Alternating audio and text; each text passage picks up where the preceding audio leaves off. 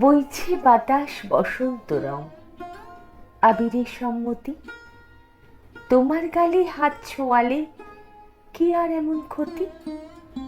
রং লাগিয়ে লাভ কি যদি মনেই সে না লাগে?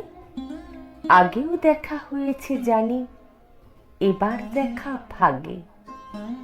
ইচ্ছে তো হয় হঠাৎ করে জড়িয়ে খুব ধরি, আকস্মিকের বায়না তোমার সতত সঞ্চরী।